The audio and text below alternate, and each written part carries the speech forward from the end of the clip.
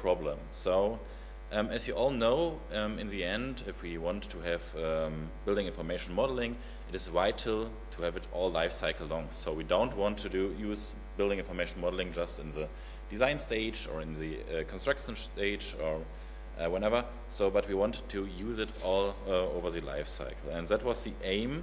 And we had the idea with some startups. So it was just us as the University of Applied Sciences Cologne, and we discussed with some startups because everybody has different opinions of the topic, and we said, okay, let's do something together and let's do something practical.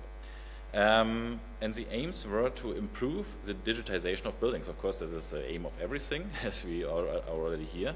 But we want to create as build models automated. Because what is happening actually, if you take a look at our construction sites, there are many construction managers on the construction sites, and they have to fill in various forms. So they get a lot of paper, and they have to fill out the building information modeling. And so we want to have a relief for site managers, because I was a site manager some years ago, so I know what is happening on the construction site, and we wanted to implement a relief for site managers by creating as-built models automated. So, and why is this important? You can see here the maturity levels of the BIM models throughout the life cycle. As you can see in the design and planning stage, there is as planned, so the target state. The architect is planning something, the HVAC engineer is planning something, and further on.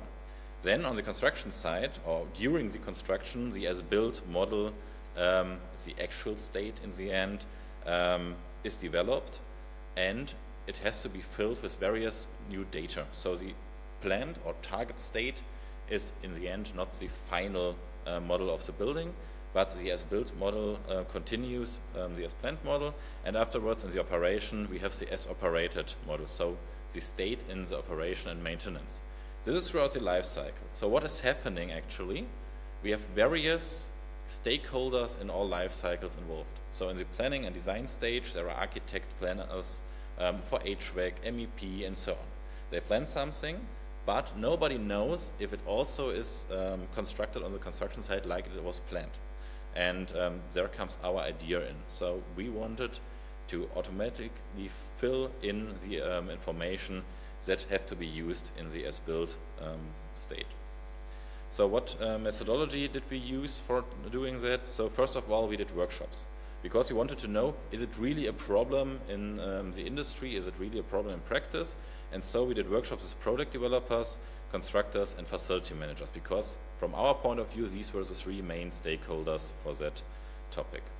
Afterwards we did an analysis of data standards, so what can they actually do, how can we use them to continue with it, and then we programmed an interface for the data transfer, and in the end we implemented in one proof of concept and we validated this proof of concept.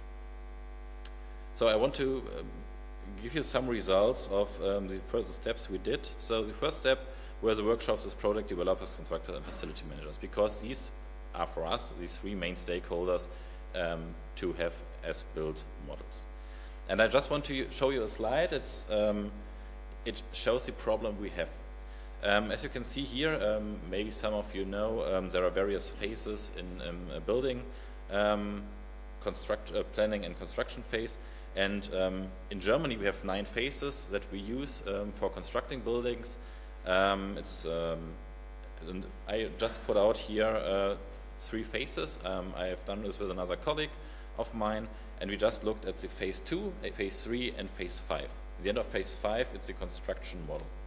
And what we can see here, we have a lot of data and objects in our buildings. So in the end of phase 2 it's 2,621 objects. At the end of phase 3 it's 14,824 objects, and in phase 5 it's 37,000 objects. So the point of objects is increasing, and with it also the information that are in a building model. And what is the biggest problem? As you can see here, we don't have only architectural but also HVAC and also structural objects in this building, and all of these objects, all of these information have to be filled out by somebody. And that's a really huge problem, because in the end many of this data has to be filled out by the construction managers. And what happens to a construction manager at the end of the construction phase, he got lost with everything because he just wanted to finish his building in the end. So, and that's our point. And also, the workshops with the construction managers, with the facility managers, and the project developers showed us that this is a really huge problem, especially in Germany, because we don't have as-built models like they should, like we wanted to have as-built models. And then in a second step, we analyzed data standards, and we analyzed 3 data standards. So first of all, we analyzed COBE. Maybe everybody of you might know COBE, an Anglo-American standard, and we have various types of information delivery, like designers, constructors, and both. Then, of course, we analyzed industry foundation classes. So what is in there for facility management? What can we use in facility management? And yeah, it's not completely, in the end, suitable for FM data. So we got a lot of data in it, but not all of it is FM data. We can discuss later on. And then we also used or analyzed CFM Connect. It's a German standard that was made by various computer-aided facility manager vendors, and it is also IFC-based standard. And yeah, we do also use this. And then we mixed up everything to have a proof of concept and what has to be done. If you can see here, the data entries throughout the life cycle. So as planned, it's a GUID, of course, it's name, description, and so on. We have various data that is entered throughout the as-planned model. Then we have the as-built model with manufacturer, with the year of construction, of course, with a serial number, maybe that's very important for facility management. Yeah, we have it here, for example, for the door, the automatic drive, and approval number, maybe.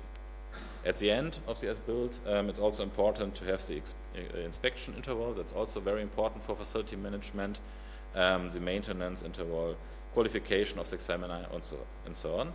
And in the end, we also have as-operated data.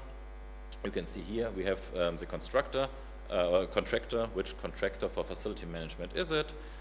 Is there a fault priority? Maybe if it's a door for fire, fireproof door, then you should have a higher priority than other doors, and so on. And of course, we need even more data, like inspection reports, result descriptions, and so on. So, and if you take a closer look, who is implementing or who is entering this data, we can see it here normally. So that was what our workshop showed. In the as-planned phase, it is planned by planner, mostly architects or HVAC planner, and then we have it in the digital building model. Many data of the as-built stuff is entered by the construction manager, and what we also found out in our workshop, it's entered manually out of delivery notes. So you get a paper or a PDF document, and then you enter it by your own. And it's the same with the revision documents, for example, for the third data column. It's also construction manager or commissioning manager, and he's also entering by his own, or we have any students that are entering it in a long term. So that's a really huge problem because you need a lot of time to enter these information documents. And the as-operated is made by the facility management in a computer aiding facility management. That's some kind of a normal stuff.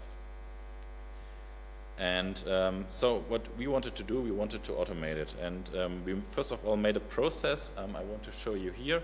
It's also in the paper. So we start with draw up the delivery schedule. So it's very important to know when what document is delivered on site.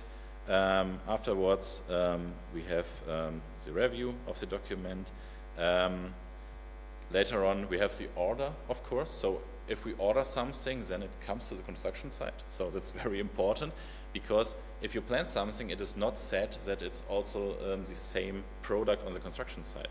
You can use other products, you can use other manufacturers, but this is very important for facility management to know what really was built in on the construction site.